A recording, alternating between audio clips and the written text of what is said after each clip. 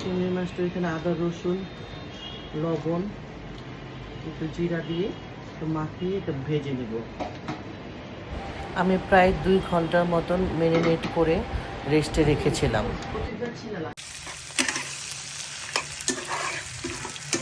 হালকা ভাবে দিয়ে চিংড়ি মালাকারি রান্না করলে ভেজে নেবেন।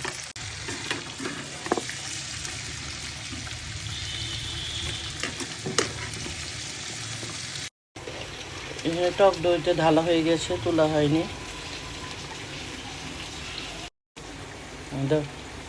এই তেজপাতাগুলো দিলাম। এখানে তেজপাতা এলাচ আর গরম মশলা ছাল দিয়েছে। না, এটা পরে। ভিডিওটা স্লিপ কেটে গেছে। আমি এই কষানোর ভিতরে কিছু পেঁয়াজ ভেরেস্তা দিয়েছি।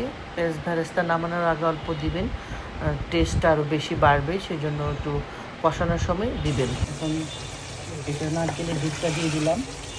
নামানোর আগে আগে আবার পাউডার দুধ দিব। একটু রসা রসা থাকবে, একটু তেল ঘি একটু তেলটা উপরে উঠে থাকবে একটু সুন্দর দেখা যাওয়ার জন্য, কারণ তেলটা দিলে সব রান্নার দেখতেও সুন্দর লাগে। কিন্তু আমি একটু চিংড়ি মালাইটা একটু গোড়া দুধ দিব।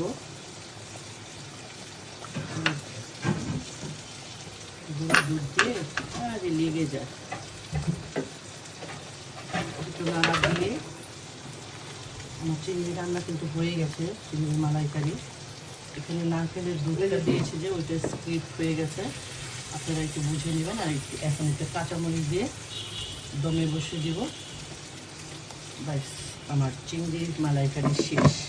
আপনাদেরকে ফাইনাল লুকটা দেখিয়ে দেব। চিংড়ির মালাইটা হয়ে গেছে, খুব সুন্দর একটা কালার হয়েছে। এখন আমি ঘি দিব, আবার যখন পরিবেশন করবো তখন একটু ঘি দিয়ে নামাবো।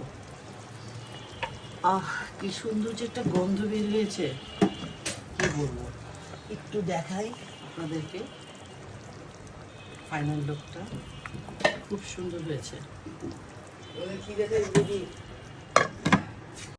চিংড়ির মালাইকারি রেসিপিটা আপনারা চেয়েছিলেন, তাই এত ব্যস্ততার ভিতরেও আমি ভিডিও করে রেখেছি। আপনারা যদি এই রেসিপি দেখে উপকৃত হন এবং রান্না করে খান, কেমন হয় আমাকে অবশ্যই জানাবেন, তাহলে আমার সার্থকতাটা হবে।